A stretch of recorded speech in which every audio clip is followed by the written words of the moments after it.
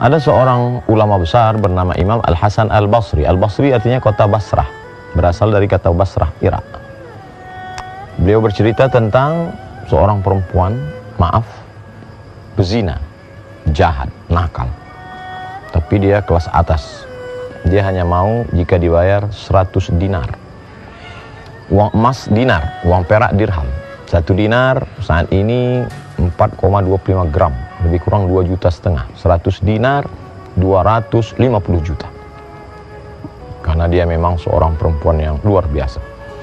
Melihat kecantikannya, ada seorang ahli ibadah yang terpukau, berbisik dalam telinganya pagi, petang, dan siang dan malam. Oh, alangkah indahnya, betapa indahnya, alangkah indahnya bila bisa bersama dengan perempuan yang cantik ini. Maka ahli ibadah ini pun mencari, pergi pagi, pulang petang, siang, malam untuk menghasilkan uang, dan dia memperoleh 100 dinar. Maka dia nekat mendatangi perempuan itu dan memberikan ini 100 dinar.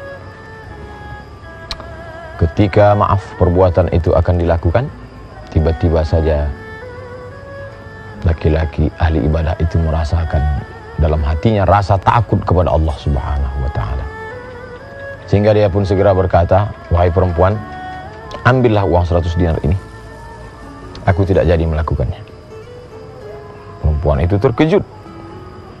Dan dia katakan, oh, tidak bisa begitu.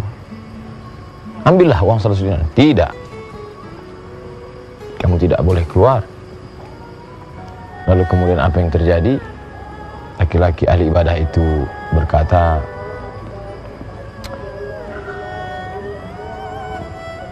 saya takut kepada Allah Subhanahu wa ta'ala. Akhirnya perempuan nakal itu mengatakan, kamu boleh pergi dengan syarat kamu menikah dengan saya. Baiklah, dia pun pergi menuju kampungnya, bertaubat, mendekatkan diri kepada Allah Subhanahu wa ta'ala.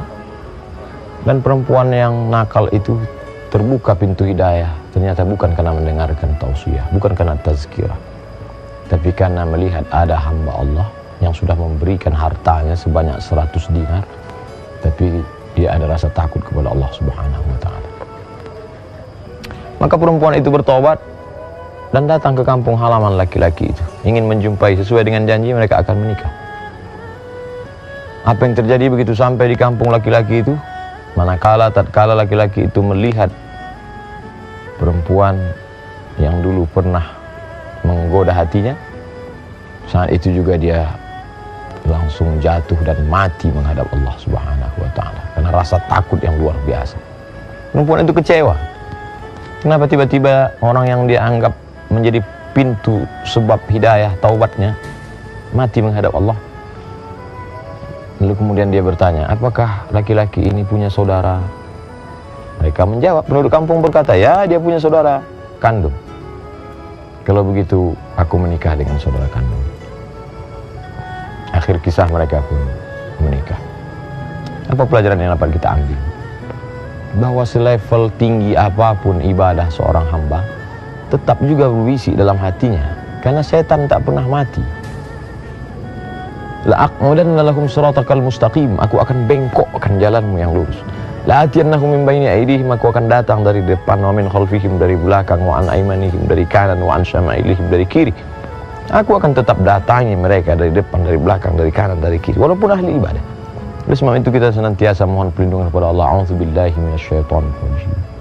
Banyak-banyak membaca a'udzubikalimatillahi tammati min kulli syaitanin wa hammati wa min kulli 'ainin lamah. Jangan pernah merasa berada di zona aman walaupun kita ahli ibadah. Sebelum sholat dia akan berbisik, jangan sholat. Dalam sholat dia berbisik, dia main-mainkan pikiran, dia ingatkan kepada macam-macam. Selesai sholat dia berbisik, engkau yang paling khusyuk, engkau yang paling hebat. Sebelum mengaji dia katakan, kau jangan belajar mengaji. Setelah belajar mengaji dia mulai berbisik, engkaulah yang paling hebat bacaannya, tajwidnya, suaranya, nagamnya. Talbis iblis senantiasa datang. Ini yang mengganggu isi kepala. Alladzi waswisu, berbisik-bisik, fi sudurin nas minal jinnati wan nas. Ternyata begitu bersemangatnya orang mencari harta pagi, petang, siang, dan malam. Tujuan target yang ingin dicapai bukan berinfak, bukan bersedekah, tapi ingin, melakukan perbuatan dosa. terpukau melihat kecantikan seorang perempuan yang luar biasa. Tapi di situ pula lah makna ibadah. Inna salata, sesungguhnya salat, tanha, mencegah anil fahsya, dari perbuatan keji, wal munkar. Betapa zikirmu, bacaan Qur'anmu, ibadahmu menjaga dirimu. Apa ini? Buktinya saya salat, buktinya saya puasa, buktinya saya zikir. Pikiran saya tetap ada saatnya dia akan menjadi benteng. Lihatlah bagaimana yang dilakukan laki-laki ini. Saat akan terjadi perbuatan itu, datang rasa takutnya kepada Allah Subhanahu wa taala. Takut itulah yang menjadi benteng, menjadi dinding antara kita dengan perbuatan maksiat. Pelajaran yang ketiga, bahwa ada orang yang taubat karena mendengar khutbah, ada orang yang taubat karena mendengar ceramah. Tapi apa yang terjadi pada perempuan ini? Dia taubat justru karena melihat ada rasa takut dari seorang hamba Allah Subhanahu wa taala. Ketakutan seorang hamba ahli ibadah itu yang membuat dia bertaubat. Tapi ternyata rasa takut itu membuat dia mati, dan mati dalam ketakutan. Tapi bukan karena takut miskin, bukan takut melarat, tapi karena takut kepada Allah Subhanahu wa taala. Dan akhirnya perempuan yang bertobat itu dipertemukan Allah dengan orang yang baik, dengan saudara orang baik. Begitulah Allah memberikan jalan kebaikan. Bahwa di awal hidup kita pernah salah, pernah berdosa, pernah silap, pernah khilaf, pernah melakukan perbuatan maksiat. Siapa yang tak pernah bersalah? Siapa yang tak pernah berdosa?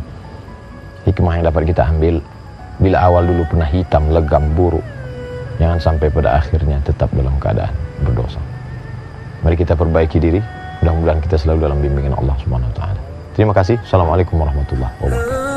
Assalamualaikum warahmatullahi wabarakatuh. Hai sahabat religiwan semuanya, semoga usia bertambah, istiqomah juga semakin bertambah, amal bertambah, maka bertambah pula kesiapan kita untuk tetap menebar kebaikan. Assalamualaikum warahmatullahi wabarakatuh.